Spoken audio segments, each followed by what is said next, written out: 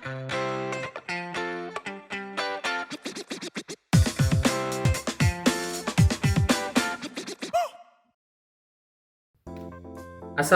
warahmatullahi wabarakatuh. Selamat siang dan salam sejahtera. Kita ketemu lagi nih di sesi Q&A-nya KTNG Sangsang Univ Drawing Class atau Art Class.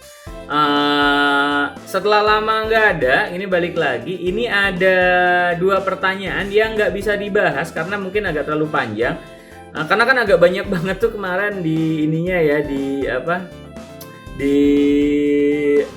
chatnya ya, banyak yang nanya-nanya juga. Ini buat yang belum sempat dibales. Ini ada 2 pertanyaan dari Riko. Ini mohon maaf ya kalau salah nyebut nama ya, penyebutan namanya Rico atau Riko. Kemudian yang kedua dari Vania ya. Langsung aja.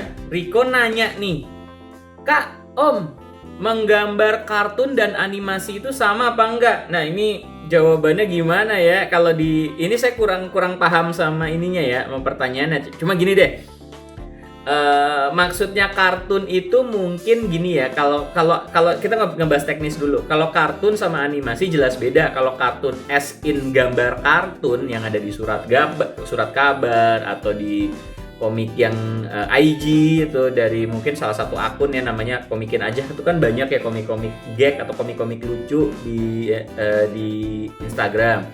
Atau kalau pernah baca komik-komik Jepang yang bentuknya yonkoma atau 4 koma atau 4 panel gitu, kayak Kobo-chan kali ya. Kobo-chan kan 4 koma, tuh ada beberapa yang 4 koma. Nah itu disebutnya kartun ya.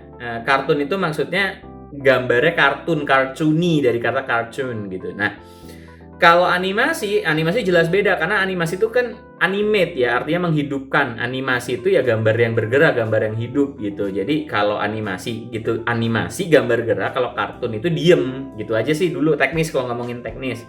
Nah, ini karena saya masih ngeraba nih dari pertanyaannya. Oke, kita geser dulu.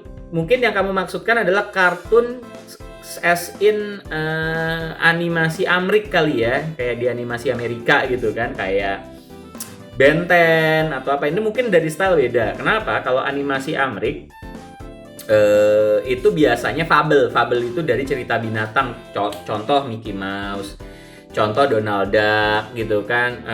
Mungkin fable, kalau enggak ya SpongeBob, dia kan ada yang sponge, ada yang starfish gitu kali ya kalau mau ngeliat. Nah kalau yang manusianya ada nggak yang gambar bentuknya orang? Ada. Animasi Amerika juga banyak, Amrik banyak juga yang bentuknya orang. Cuma mungkin bedanya kalau kartun di animasi Amrik ya kan, nih kalau yang kamu maksudkan dari kartun itu maksudnya animasi Amrik ya. Kalau kartun dalam animasi Amerika, yang kamu coba bilang adalah mungkin gini. Style-nya lebih luas kalau di Amrik ya, animasinya ya, gaya animasinya, gaya gambarnya lebih luas ketimbang yang gaya Jepang. Kalau yang Jepang kan udah tahu sendiri ya, mirip-mirip semua, bukan mirip-mirip dalam arti kata ini, tapi mereka punya standar. Matanya belok, dagunya tirus, runcing, mungkin seperti itu kali ya. Kalau dari style memang beda dan dari teknis juga beda. Itu kira-kira Riko ya, untuk menjawab pertanyaannya ya. Kemudian Vania ini nanya, jika gambar yang akan kita buat tokohnya gendut, apakah harus paham anatomi? Nah ini Vania, ini makasih udah nanya ya, ini pertanyaan unik banget. Jika gambar yang akan kita buat tokohnya gendut, apakah harus paham anatomi? Jawabannya adalah paham dalam arti kata tahu letak otot atau letak anatominya di mana. Maksudnya gitu, paham dulu letak ototnya di mana. Karena orang gendut itu orang yang besar, orang yang gendut, ototnya kan nggak mungkin yang tadinya bicepsnya, ini mohon maaf ya kalau salah ya, mungkin di sini bicep gitu atau di sini ya bicepnya, dia kan nggak mungkin pindah ke sini gitu. Jadi secara anatomi harus paham dulu letaknya di mana. Nah kalau gendut kan udah bisa langsung kamu implementasikan di gambar ya. Tokonya gemuk, buncit gitu, terus agak berlemak, agak cabi. Jadi kamu tahu nggak mungkin salah letak gendutnya di mana, nggak mungkin salah letak karena udah tahu posisi-posisi ototnya gitu di mana. Gitu Vania kira-kira. Kecuali gini, kalau memang gambarnya bebas ya, maksudnya bebas dalam arti kata gini, kayak SpongeBob. Dia kan bebas banget ya, mungkin kalau seperti itu ya nggak perlu paham ya, atau SpongeBob atau Patrick atau animasi-animasi yang lain gitu ya, mungkin nggak perlu paham kalau yang itu yang kamu maksudin ya.